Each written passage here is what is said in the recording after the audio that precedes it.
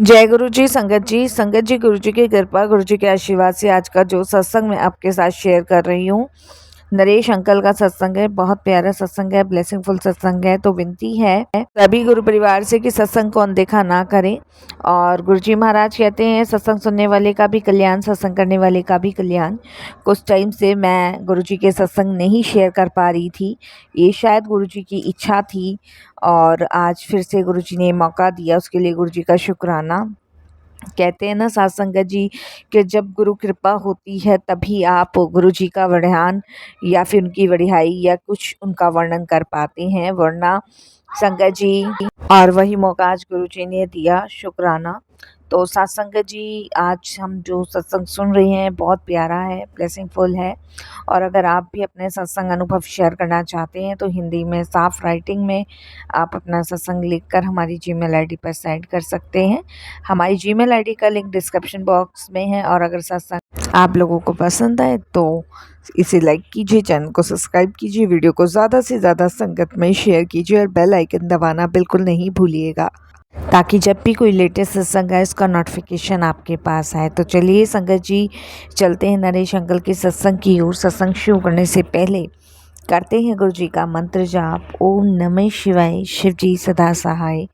ओम नमः शिवाय, गुरु जी सदा सहाय। जय गुरु जी। संगत जी मेरा नाम नरेश है और ये मेरा शुक्राना सत्संग है। अनंतम शुक्राना गुरु जी महाराज का। संगत जी मेरा जो था गाड़ियाँ और साइकिल स्कूटर सही करने का काम था और मैंने कभी गुरुजी के बारे में दिल्ली में रहकर कभी नहीं सुना, कभी भी। लेकिन मैं अपने आप को इतना भाग्यशाली समझता हूँ कि मुझे खुद गुरु महाराज ने अपने चरणों से जोड़ा, चरणों से लगाया, तो शुक्राना। करीबन संगत जी मुझे दिल्ली में रहते रहते 12-13 साल हो गए, लेकिन 12-13 साल में मैंने कभी गुरु जी के बारे में नहीं सुना। संगत जी जब कहते हैं ना कि आपका बुलावा आता है तभी आप उस परमात्मा के दरबार तक पहुंच पाते हो, और मेरा बुलावा संगत जी अभी 2024 में ही आया है। 2024 में मैं गुरुजी महाराज से संगत जी अप्रैल के महीने में जुड़ा था और फर्स्ट टाइम अप्रैल के महीने में ही मैं गुरुजी के दरबार गया था। कोरोना के टाइम से मैं बहुत परेशान था संगत जी। जब कोविड नहीं हुआ था उससे पहले मेरा कारोबार सब कुछ बहुत बढ़िया था, और कोविड के बाद से पता नहीं संगत जी क्या हुआ कि सारी चीज़ें डाउन अवस्था में चली गई। ना तो संगत जी काम आता था, ना ही संगत जी 1 रुपए की आमदनी होती थी, और दूसरी बात किराया भी बढ़ता ही चला जा रहा था, वो भी नहीं निकलता था दुकान से, बिजली का बिल भी नहीं निकलता था, बड़ा परेशान था। तो वो होता है ना संगत जी कि इंसान जो है ना अच्छी चीज़ों में कम जाता है, बुरी चीज़ों में जल्दी चला जाता है। तो माइंड में मेरी वाइफ़ और मेरे यही आया कि शायद भई किसी ने हमारी शॉप पे या हमारे चीज़ों पे नज़र ऐसी लगा दी है जिससे हम लोग मतलब डाउन अवस्था में चले गए। क्योंकि संगत जी जब हम ऊपर सक्सेस की तरफ जाते हैं ना, तो जीवन में बहुत खुशियाँ होती हैं, बहुत खुशियाँ, और अपने आप में भी एक लगता है कि हाँ, हमें और ऊँचाई पे जाना है। लेकिन जैसे-जैसे हम गिरते चले जाते हैं ना, वैसे-वैसे हमें ये लगता है कि शायद हम बहुत ज़्यादा गिर रहे हैं और अब उठने का कोई समाधान नहीं है। तो उस टाइम हम बहुत परेशान हो जाते हैं, बहुत ही ज़्यादा परेशान। तो वही कुछ कंडीशन, वही कुछ हालत संगत जी मेरी भी थी और बहुत ज़्यादा डाउन अवस्था हो चुकी थी, बहुत ही डाउन अवस्था में मैं गिर रहा था और कुछ भी समझ नहीं आ रहा था उस समय। तो मैं और मेरी वाइफ़ संगत जी एस्ट्रोलॉजिस्ट के पास भी गए, कुछ बाबा के पास गए, कुछ तो आपको पता ही आजकल जो होते हैं उपाय बताने वाले उनके पास भी गए, और टीवी पर भी एक आते थे बाबा जी, तो उनका कॉन्टैक्ट नंबर हमने लिया, उनसे भी हमने बात करी। तो सब चीज़ें बात करने के बाद संगत जी किसी ने जैसे कुछ उपाय बता दिया, किसी ने कहा कि भई आपकी फैमिली में जो है ये प्रॉब्लम हुई है, तो इस वज़ह से ऐसे है, पितृदोष, किसी ने कुछ, किसी ने कुछ, किसी ने कुछ बताया। हमने वो करना संगत जी शुरू किया। बट थोड़ा बहुत फ़र्क पड़ा, ऐसा नहीं था कि नहीं पड़ा, थोड़ा बहुत फ़र्क पड़ा, लेकिन संगत जी इतना नहीं पड़ा जो पहले काम चल रहा था। इस वजह से संगत जी कर्जा भी हो गया था, वो कर्जा भी उतारना बड़ा भारी सा ही उस टाइम लग रहा था। आप समझ सकते हैं कि भाई जब 1 रुपए की आमदनी नहीं होनी तो आदमी कहाँ से उतारेगा। तो संगत जी हमारी दुकान पे ना एक बहुत पुराने अंकल जी आया करते थे। वो आर्मी से रिटायर थे। तो वो कभी-कभी अपनी गाड़ी लेकर आते थे ठीक करवाने के लिए। तो कोविड के बाद से उनका कभी आना नहीं हुआ, लेकिन हाँ 2024 में अप्रैल के महीने में उनका हमारी शॉप पे आना हुआ। जब वो हमारी शॉप पे आए तो अ, मैं थोड़ा-सा ऐसे ही बैठा हुआ था, आदमी होता है ना परेशान, तो उन्होंने पूछा भई और काम-वाम कैसा चल रहा है, कैसा नहीं?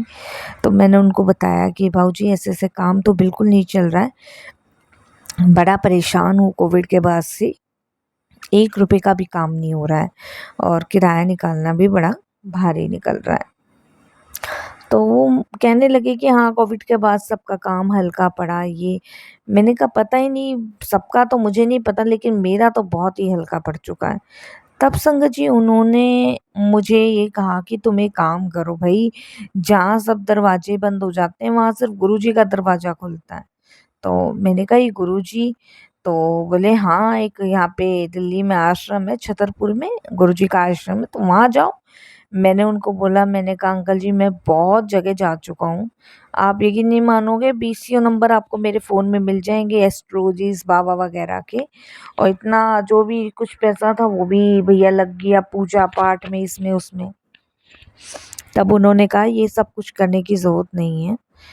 तुम एक काम करो, गुरुजी के दरबार जाओ, वहाँ से एक लोटा ब्लेस कराओ और उसका जल प्रसाद अपने घर में छिड़कना शुरू करो और गुरुजी का मंत्र जाप करना शुरू करो और फिर आप देखो कि कैसे आपका काम चलेगा।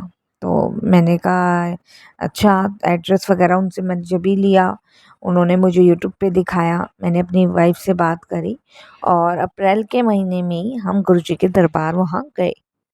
पहली बार मैं मेरी वाइफ गए थे, अच्छा लगा। हम लोटा भी लेके गए क्योंकि अंकल जी ने बोला था, उन्होंने हमें सब बता दिया था अंकल जी ने कि कोई चढ़ावा नहीं चढ़ेगा, सिर्फ लोटा ब्लेस करके देंगे, वो वहाँ किसी सेवादार से कह देना। उसका जल प्रसाद आपको जो है मतलब अपने पूरे घर में छिड़कना है, पीना है, दुकान में छिड़कना है, बच्चों को भी पिलाना है, और ये सब उन्होंने हमें बताया। तो वहाँ गए संगत जी, लोटा हमने वहाँ देखा कि एक सेवादार अंकल थे, उनको हमने पकड़ाया और उन्होंने ब्लेस करके हमें दिया। उसमें मेरी वाइफ ने जल भरना शुरू किया। बाकी तो मैंने अंकल जी जो थे उनसे डायरेक्शन से मतलब सारा कुछ गुरु जी के बारे में जाना और मैं अपनी दुकान में संगत जी शब्द चलाने लग गया, गुरु जी महाराज के सत्संग सुनने लग गया पूरे दिन। आप बिलीव नहीं करोगे संगत जी, टेंशन ही नहीं रही फिर, काम आए ना आए उस चीज़ की टेंशन नहीं रही। जब मैं सत्संग सुनता था संगत जी, काम आना अपने आप, गाड़ियाँ वाले आ जाते थे, साइकिल वाले, बाइक वाले, और लड़के तो मैंने 2-3 रख ही रहते, सही करके चले जाते थे। और मतलब वो टाइम पीरियड गुरुजी ने ऐसा निकलवाया अपने सत्संग से, अपने ध्यान में लगवा के, मंत्र जाप करा के, कि किसी चीज़ की फ़िक्र ही नहीं रही। काम चलता रहा और संगत जी आप यकीन नहीं मानोगे, आज की डेट में गुरुजी की कृपा से जहाँ पहले पोजीशन पे था वही पोजीशन पे आ गया। वहाँ से हमारी जर्नी गुरुजी के साथ शुरू हुई। ये तो ख़ैर मेरा ही सत्संग है।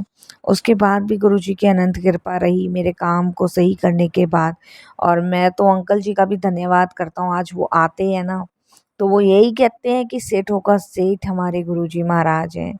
ये 3 लोक के खंड के स्वामी हैं। और संगत जी आप बिलीव नहीं करोगे, जब भी वो शॉप पे आते हैं ना, उनको 1 घंटे से पहले मैं नहीं जाने देता। मुझे गुरुजी के बारे में सुनना अच्छा लगता है, जानना अच्छा लगता है, और मैं पूछता हूँ अंकल जी और क्या कर सकते हैं? और क्या कर सकते हैं गुरुजी से डायरेक्ट कनेक्शन के लिए? वो बहुत सारी चीज़ें बताते हैं संगत जी और हम फ़ॉलो करते हैं। तो शुक्राना गुरुजी, बहुत बहुत शुक्राना अपनी संगत बनाने का। कैसे आपने जोड़ा, ये तो एक चलो बहाना था काम का, लेकिन गुरुजी ने कल्याण करना था, अपने से जोड़ना था, इसीलिए बुलाया। यकीनन संगत जी हमारे गुरुजी बहुत प्यारे हैं, बहुत ही भोले भाले महाराज हैं। सबके कष्ट हरते हैं, सबके दुख हरते हैं। बस यही अपने सत्संग को भी विराम देता हूँ। बहुत जल्द मैं अपना अगला सत्संग भी आपके साथ शेयर करूँगा। अब तो जर्नी गुरुजी से जब तक चलेगी, जब तक इस शरीर में जान है, प्राण है, सब गुरुजी को समर्पित हैं। ओम नमः शिवाय। शिव जी सदा सहाय। ओम नमः शिवाय। गुरुजी सदा सहाय।